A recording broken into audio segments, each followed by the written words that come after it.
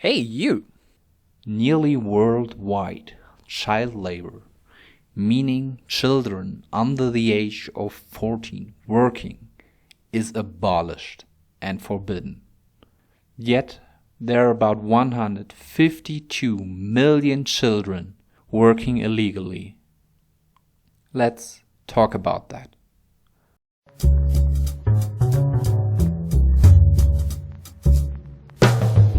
Before we start, I need your help. I already published a few videos, which are the first that I have ever made, and I'm still learning a lot about editing, voice recording, and how I can present these topics to give you better content. If you're interested in economics and economic history, please subscribe to my channel, leave a like, give me some love in the comments, share this video, and also let me know in the comments below what other topics I should cover for you in upcoming videos. With that out of the way, let's go back to the video. Nearly half of the kids working in child labor are working in very dangerous conditions, like in quarries or mines, working heavily, putting their developing body under pressure, being abused, leaving marks and deformations on their body and souls. In the Democratic Republic of the Congo, for instance, many children are working in mines for noble earth, copper or cobalt, which is used in the production of the smartphones that we use. As the demand for smartphones is not ending and still on a high level, this business is very lucrative, especially for the owners of the mines, factories, and child traders. Children are usually working for less than an adult, are less likely to fight back, and therefore are way easier exploited.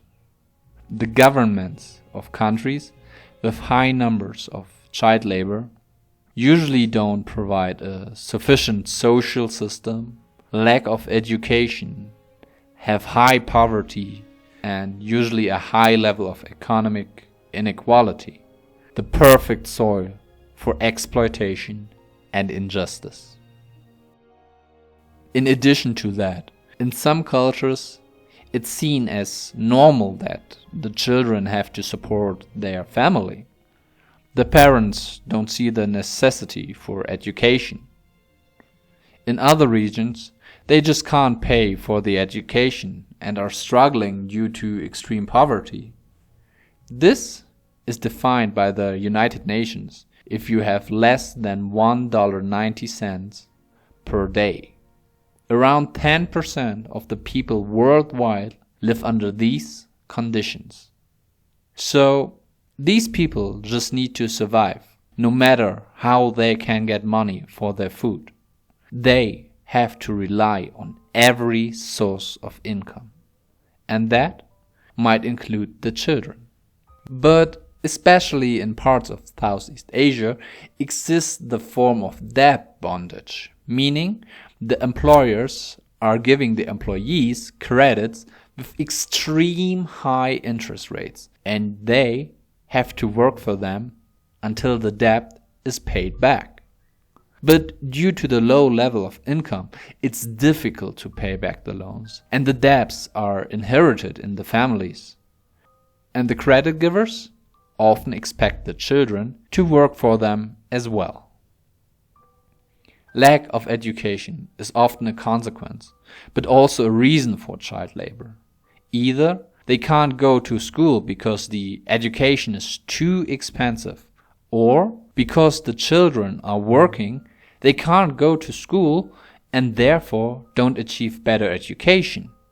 If they're able to school, they are too tired and exhausted from work to pay attention and focus on their education. Sometimes even the employers are opposing for children to go to school, as it's easier to exploit them if they don't have any other option as working for them. But as you know, education is key for better opportunities in life. So, what can we do to fight child labor? International organizations like UNICEF or Terre des Hommes argue that the boycott of goods which were produced under these conditions is the wrong way, because the families are still dependent on the work and have at least some income.